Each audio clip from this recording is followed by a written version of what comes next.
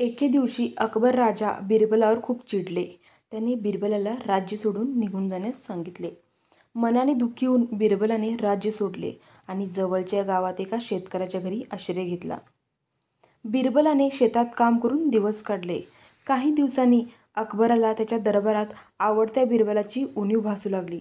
एके दिवशी अकबराने बिरबलाला शोधण्यासाठी आपल्या शाही रक्षकांना पाठवायचे ठरवले. शाही रक्षकांनी बिरबलाचा चारही दिशांनी शोध घेतला, पण त्यांचे सर्व प्रयत्न वाया गेले. अकबराने बिरबलाला शोधण्याची युक्ती केली. त्याने घोषणा केली की ज्याला त्यांच्याकडे बुद्धीने भरलेले भांडे मिळेल त्याला हिऱ्यांनी भरलेली भांडे दिले जाईल. ही बातमी आजूबाजूच्या सर्व गावांमध्ये आणि बिरबलापर्यंत पोहोचली. राजाचे रहस्य कसे सोडवायचे याचा निर्णय घेण्यासाठी गावकऱ्यांनी एक बैठक घेतली.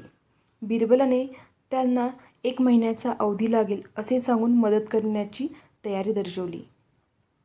बिरबलाने एक भांडे घेतले आणि वेलीतून न कापता त्यात एक लहान टरबूज ठेवले. 1 महिन्यानंतर टरबूज भांड्याच्या आकारात वाढले. हे भांडे राजाकडे पाठवण्यात आले आणि त्यांना सांगण्यात आले की मडके न फोडता फक्त बुद्धी काढावी.